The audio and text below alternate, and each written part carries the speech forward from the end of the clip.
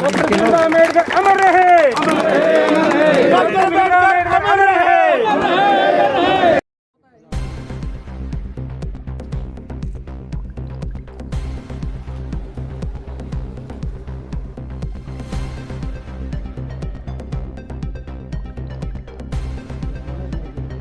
Doctor Ambedkar अमर रहे, अमर रहे, अमर रहे।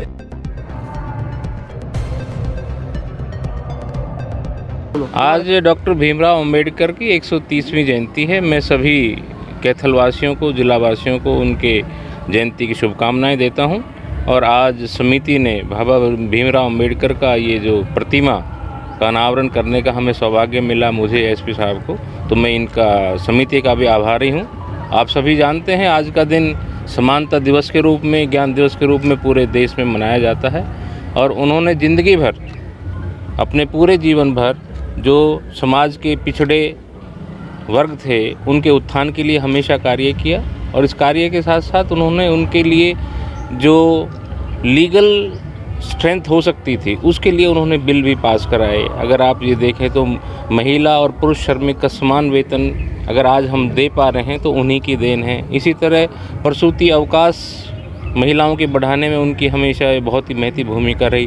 तो आज हमें सबको संकल्प लेना चाहिए, उनको हमारे लिए हमारे तरफ से सच्ची श्रद्धांजलि तभी होगी हम उनके विचारों को अपनी कथनी और करनी में लेके आएँ। क्योंकि आज हमें बहुत ज़रूरत है जो सामाजिक या आर्थिक विषमता हैं उनको दूरी करने में उनके जो विचार हैं वो बहुत ही प्रासंगिक हैं और आने वाले समय में भी रहेंगे।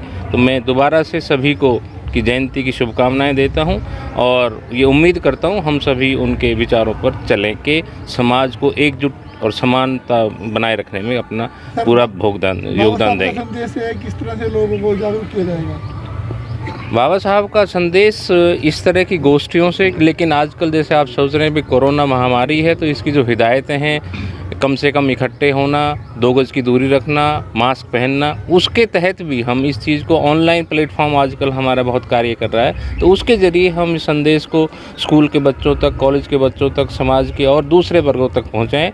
जो उनका संदेश था वे अपनी शिक्षित रहें, संगठित रहें और अपनी जो आपके राइट्स हैं, जो आपके अधिकार हैं उनको पाने के लिए संघर्ष करें।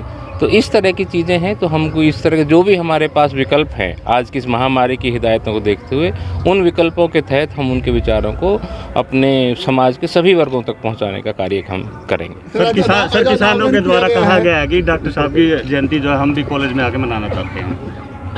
डॉक्टर साहब की जयंती कोई भी मना सकता है, कहीं भी मना सकता है। पूरे देश में मनाई जा रही है, पूरे बल्कि विदेशों में भी मनाई जाती है।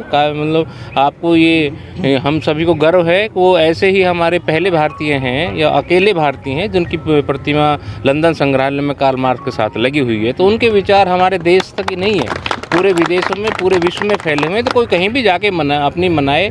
कि आपको पता था कि इसमें पहले चीफ गेस्ट अलग थे और उसमें किसानों द्वारा कॉल की गई थी कि हम इसको फंक्शन को बॉयकॉट करेंगे या मतलब प्रदर्शन करेंगे। तो उसमें सिक्योरिटी रीज़न से ही जो भी पुलिस ड्यूटी लगाई गई है, आवागमन में किसी को कोई असुविधा नहीं है और प्रोग्राम शांतिपूर्वक चल रहा है। सर क्या संदेश देना चाहेंगे डॉक्टर? चूँकि अम्बेडकर संविधान के निर्माता माने जाते हैं, उन्हीं के द्वारा जो पिछड़ा वर्ग है, अनुसूचित जाति जनजाति के जो लोग हैं, महिलाएं हैं, उनके जो अधिकार हैं उनको प्राप्ति करने के लिए उन्होंने बहुत संघर्ष किया।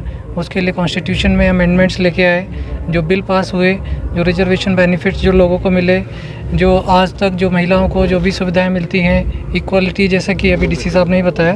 तो ये सारे कार्यों के लिए उन्होंने बहुत परिश्रम किया। उसका फलस्वरूप था कि आज भारत में जो पहले विषमताएं थी वो काफ़ी कम हुई हैं और उनकी जो रेलिवेंस है पूरी दुनिया में मानी जाती है।